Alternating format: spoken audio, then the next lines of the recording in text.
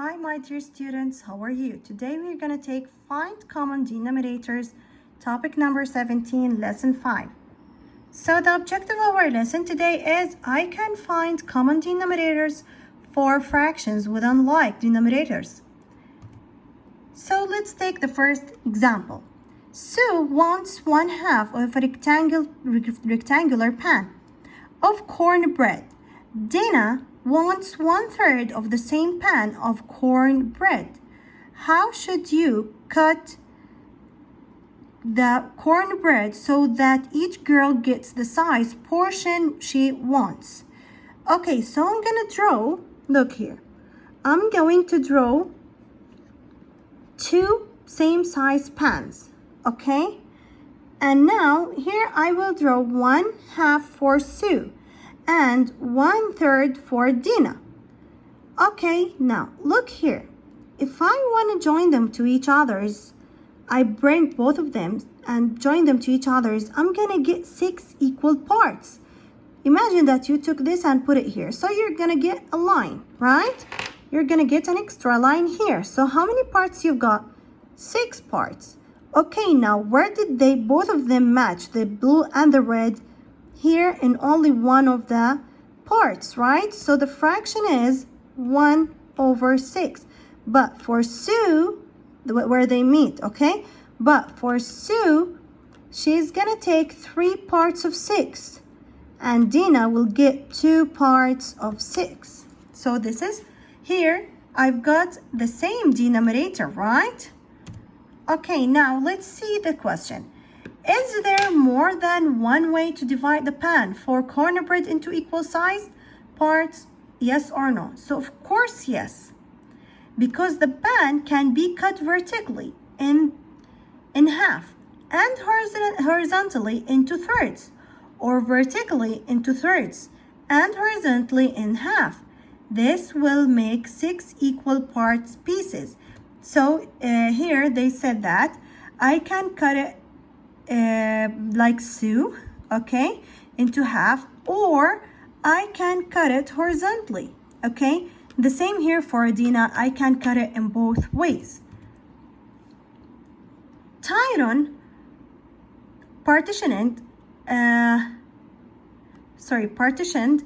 rectangle into thirds. Sally partitioned a rectangle of the same size into fourths. Okay, they have the same size. How could you partition a rectangle of the same size so that you see both thirds and fourths?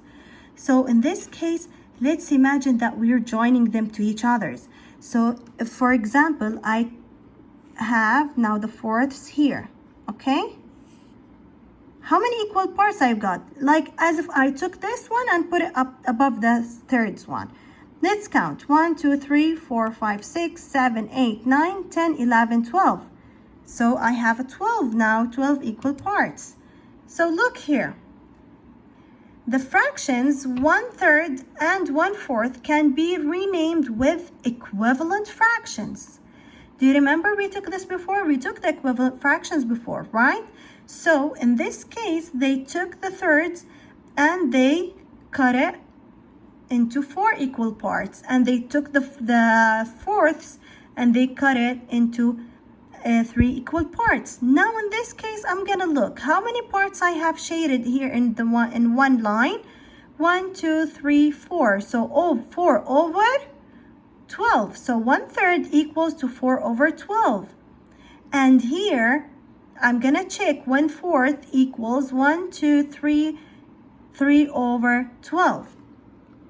So fractions that have the same denominators, such as 4 over 12 and 3 over 12, are said to have common denominators. Look here, I have 12 and 12, so they are called common denominators. Draw rectangles such as the ones above to find fractions equivalent to 2 over 5 and 1 over 3 that have the same denominator. Now, of course, you have to draw the first one with 5 equal parts and another one with 3 equal parts and try to merge them or put them above each other's. Or think about it in this way. If I multiplied, we took the equivalent fractions before, remember. If I took 5 and multiplied by 3, then multiply 3 by 5. Okay, multiply the denominators with each other's oppositely. Then I'm gonna get 15 and 15. So the common denominator is 15. But how did I get 6 and 5? Since I multiplied 5 by 3, I must multiply 2 by 3. So 2 times 3 is 6, and 5 times 3 is 15.